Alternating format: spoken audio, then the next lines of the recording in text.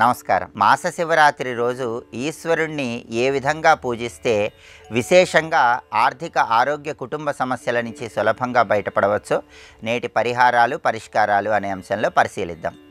మాస శివరాత్రి రోజు ప్రధానంగా ప్రదోష కాలంలో చేసే అభిషేకానికి విశేషమైన ప్రాధాన్యత ఉంటుంది.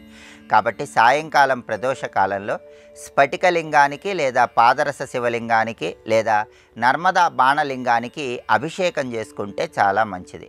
అభిషేకం చేసేటప్పుడు కూడా కుశోదకము అంటే దర్భలు కలిపినటువంటి జలాలతో శివుడికి అభిషేకం చేయటం ద్వారా శివానుగ్రహం సంపూర్ణంగా కలుగుతుంది.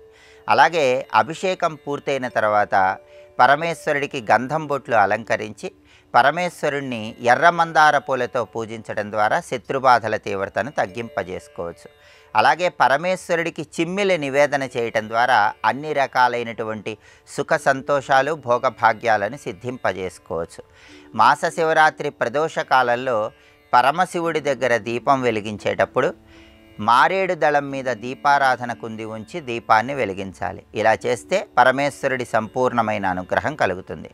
అలాగే ప్రదోష కాలంలో గృహంలో శివపూజ చేయటంతో పాటుగా నక్తం ఉంటే ఉత్తమ ఫలితాలు కలుగుతాయి. అంటే పగలు ఉపవాసం ఉండి సాయంకాలం పూట శివపూజ పూర్తయ్యాక పరమేశ్వరుడికి అన్నం నివేదించి ఆ అన్నాన్ని ప్రసాదంగా స్వీకరించాలి. దీన్ని నక్తవ్రతం అంటారు. దీనివల్ల శివానుగ్రహం కలిగి ఆయురారోగ్య అష్టైశ్వర్యాలను సిద్ధింపజేసుకోవచ్చు. కుటుంబ కలహాలు ఎక్కువగా ఉన్నవాళ్ళు, కుటుంబంలో విభేదాభిప్రాయాలు ఎక్కువగా ఉన్నవాళ్ళు మాస శివరాత్రి ప్రదోష కాలంలో శివాలయ ప్రాంగణంలో కొబ్బరి నూనెతో దీపారాధన చేయటం ద్వారా కుటుంబ కలహాల తీవ్రతను తగ్గింపజేసుకొని చక్కటి శుభ ఫలితాలను సిద్ధింపజేసుకోవచ్చు.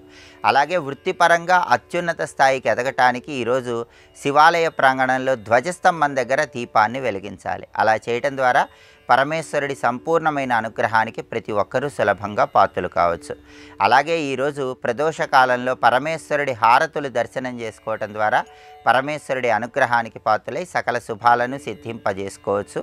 అలాగే శివానుగ్రహం కలిగి అన్ని రకాలైన సమస్యలు తొలగింపజేసుకొని ఆర్థికంగా మంచి పురోభివృద్ధిని సాధించాలంటే పుష్పాల మధ్యలో దవనం కట్టినటువంటి ఆ పుష్పమాలికను పరమేశ్వరుడికి దేవాలయంలో సమర్పించాలి. అలా సమర్పించడం ద్వారా పరమేశ్వరుడి అనుగ్రహం కలిగి ఆర్థికంగా ఉన్న సమస్యలన్నీ తొలగింపజేసుకోవచ్చు, ఆదాయ మార్గాలను పెంపొందింపజేసుకోవచ్చు.